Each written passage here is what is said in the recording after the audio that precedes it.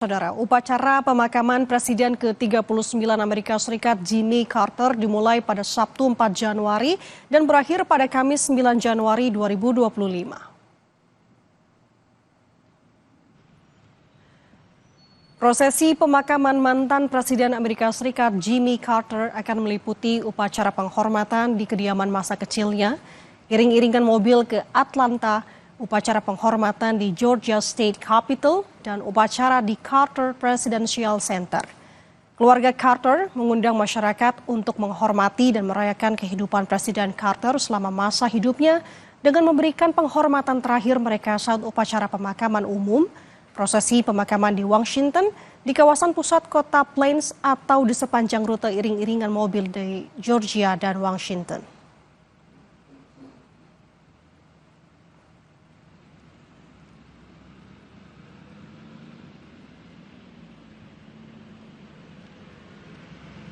Kita bergeser ke Korea Selatan, Saudara. Penyidik kantor investigasi korupsi pejabat tinggi Korea Selatan gagal menangkap Presiden Yoon Suk Yeol yang dimakzulkan.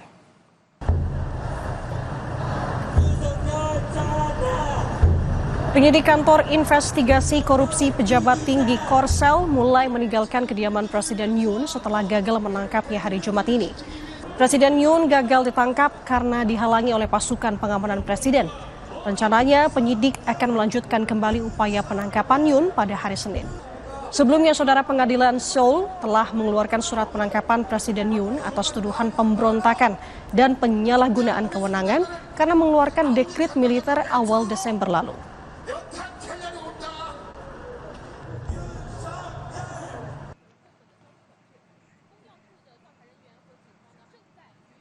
Saudara, mobil Tesla Cybertruck meledak di depan hotel milik Presiden terpilih Donald Trump di Las Vegas, Amerika Serikat di awal tahun baru 2025.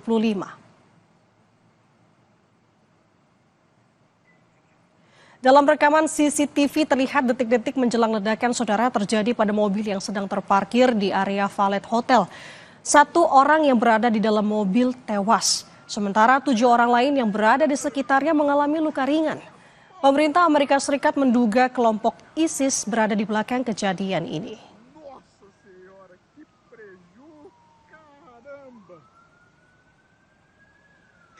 Dari mobil yang meledak ditemukan tumpukan kembang api dan gas kanister yang biasa digunakan untuk berkemah dalam mobil. Berdasarkan informasi dari petugas penegakan hukum, mobil Tesla Cybertruck yang meledak disewa melalui sebuah aplikasi bernama Turo, namun belum ada konfirmasi lebih lanjut dari pengelola aplikasi tersebut. Departemen Kepolisian Metro Las Vegas masih menyelidiki siapa yang terlibat dalam insiden ini. Ledakan mobil ini terjadi beberapa jam setelah sebuah truk meledak di kerumunan orang di New Orleans yang menewaskan setidaknya 15 orang. Tindakan tersebut dinyatakan sebagai serangan teroris dan diduga pengemudinya tak bertindak sendiri.